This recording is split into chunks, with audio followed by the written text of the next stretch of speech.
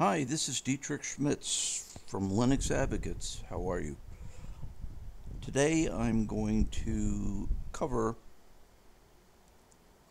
a product called RetroShare. RetroShare is a tool which I've just brought up on screen that comes available for Microsoft Windows, Apple, Mac, OS X, Linux, and is a program that will facilitate your privacy on the internet. Essentially, what it does is tunnels out onto the internet through a secure sockets layer, SSL, and finds a peer-to-peer network which belongs to RetroShare, discovers it, and links to it. Your PC becomes a member node, if you will, in this peer-to-peer network. It's a peer-to-peer network in the sense that there is no central server. That's a feature that basically would protect the network from being taken down by a government agency, such as what happened with Mega Upload. If you recall, Kim.com got into trouble because of things that were being shared on his Mega Upload network. That is still in litigation, but the government came in and forced that website, central server, to be shut down. With peer-to-peer, that cannot happen. And when you've established your login to go on to RetroShare, you'll find that you're going to have a few minutes where the system will attempt to negotiate and hook up to the peer-to-peer network. And for example, if I just log off and I just go over and start it again, wants me to log in.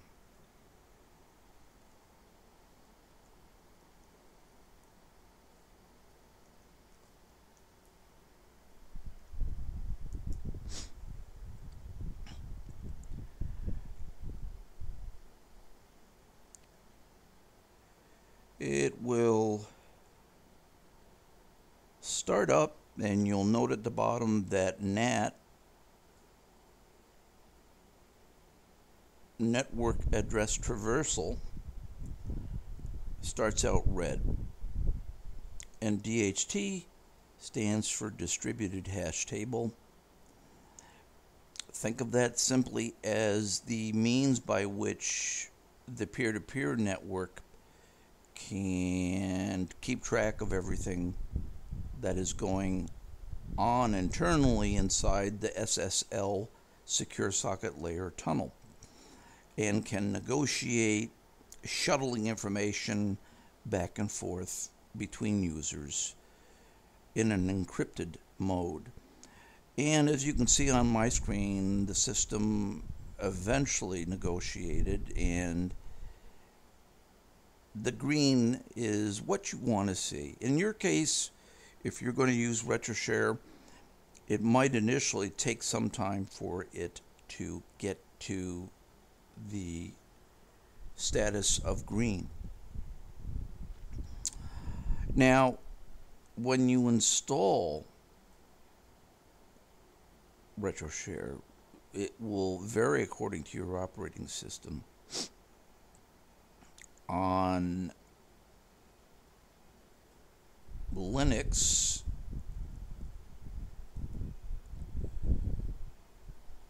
if I do a sudo yum history packages list of RetroShare, I'm just running a quick brief query using yum to say, show me anything that I've done with RetroShare. I don't expect you to know this. You're going to have a package manager, chances are, on your system, but people such as myself, who tend to dwell a lot on the terminal, prefer to use yum, which gets you directly to what you want to do. In administration, I have a tool called Yum Extender, which would allow people to have a more graphical interface for installing packages. I won't go into how to install. I just want to give you a general sense for what this package represents. I installed it originally, and I tried some plugins, and then I decided that I didn't want the plugins, so I went in and I removed the plugins, which is the last instance, ID 78.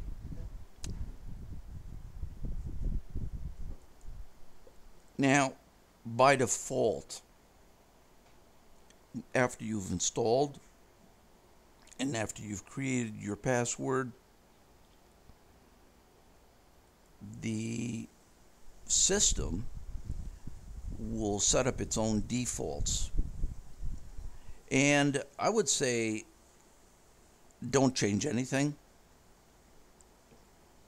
And I would say that if you have a network router, then what you will find by default when you come into this screen is automatic UPnP, which is plug and play. It's a Microsoft protocol. Many routers nowadays have that protocol installed and enabled. It just so happens in my case with Fedora, the firewall daemon in Fedora itself has a problem with UPnP. So instead of using the automated plug and play, I've done what's called manually port forwarding. And if I go and look on my router, I've put in 192.168.1.1 to bring up my router, and I'm showing you the NAT table in which I've added an entry for this port number to be forwarded to this local subnet IP address, which happens to represent my netbook. And that makes the connection through to the peer-to-peer network work correctly for my situation. If you have UPnP on your router, I'm going to the tab for UPnP. Be sure that it shows that it's enabled. Now I'm using a router which is a Cisco E3000 Linksys that I reflashed with DDWRT DDWRT is a Linux version that adds a lot of extra features to the router. I won't go into that, but that's why you're seeing DDWRT. If you go to that site, you can check out more information. They have flash images for many routers, and you can turn a $50 router into a $500 router just by using DDWRT. So, all well and good. This is the General Settings tab. Let me back up a bit. On your left-hand margin, when it first comes up,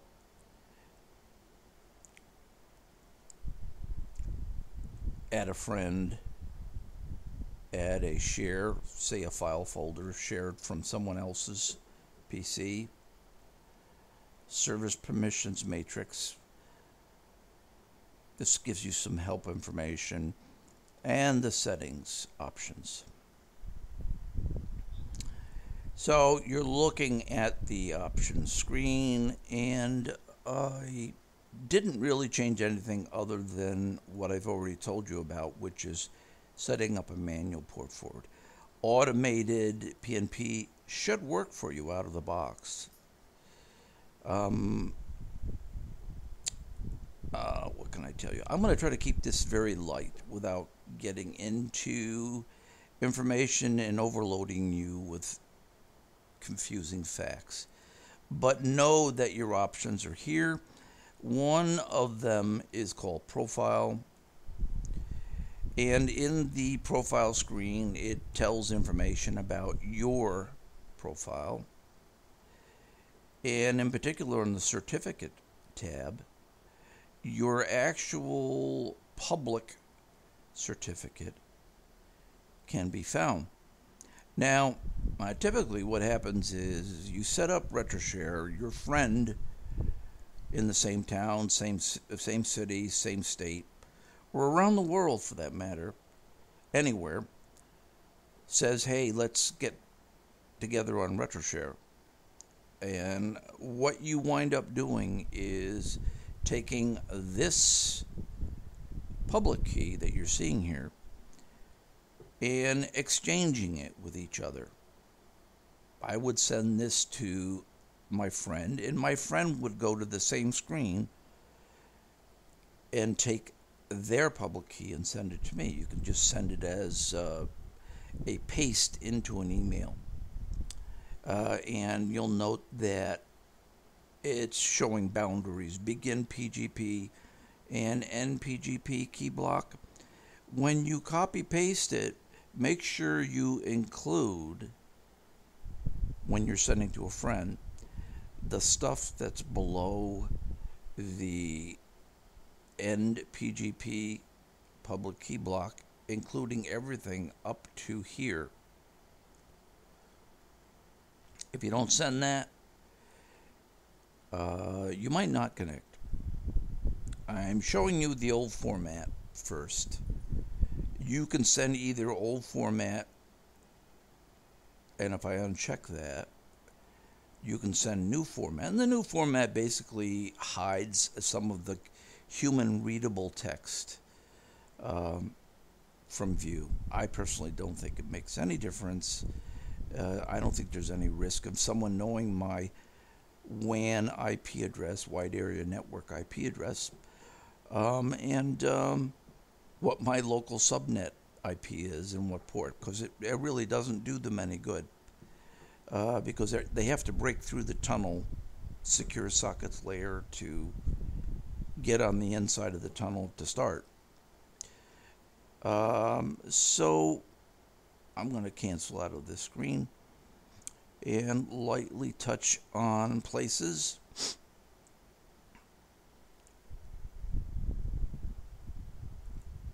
News feeds. You'll get information that will arrive here as notices when friends connect, when a news feed has new information, etc.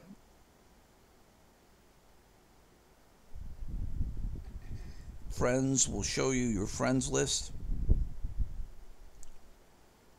You can talk locally with your friends by simply clicking on their name, and up comes a chat window.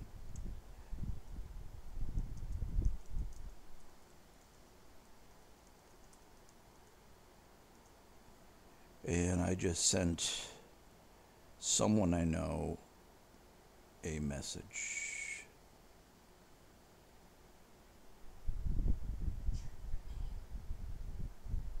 Of course, he's not there. He's not responding. In any event, this is a chat window. You can do the same kind of chat that you do in other products like Facebook and Google+.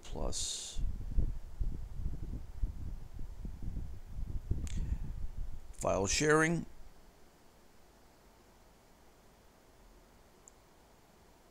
This is where you conduct file sharing. And you can send files from your location to your friend's location. Now remember that this type of activity is only between you and your friend. And the only way someone can see your files is if and only if you have shared your public friend key that I just showed you previously with them. Without that, nobody will ever be able to see anything that you keep in this network. The unlock key is that public key that you send explicitly to your friend. And they have to send theirs to you before the connection opens. Chat lobbies.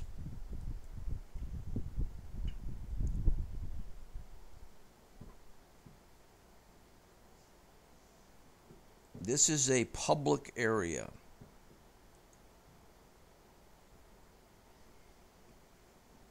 It's public in the sense that you can think of it as the lobby of an apartment complex or a lobby in a commercial building with doors and elevators.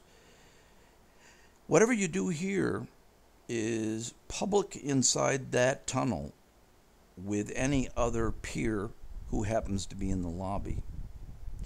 For example, if I go to chat server EN, which is a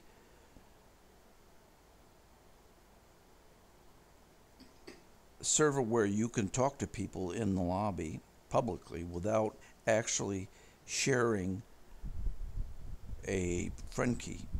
If I double click it, I'm going into that chat server, EN being for English. And you can see that it's starting to populate a list of people who are in the lobby. Sometimes I can get a hold of someone that I need to reach quickly here, who I've already established as a friend.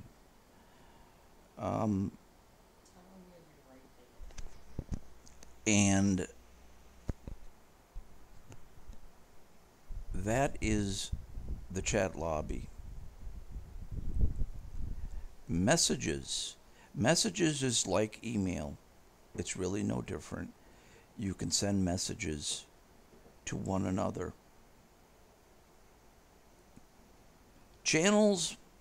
I really haven't used channels very much, but there are places where one can go to subscribe to channels, and people can create their own channels and have forums, topics of discussion, things of that sort. I haven't had much use for that.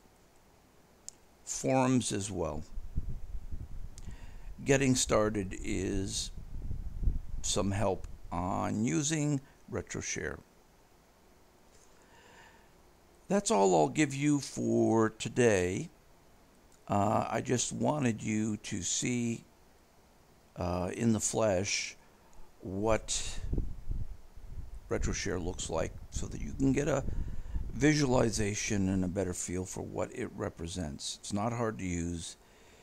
If you think you need or you have a question you need answered, please don't hesitate to reach me, Dietrich at dtschmitz.com.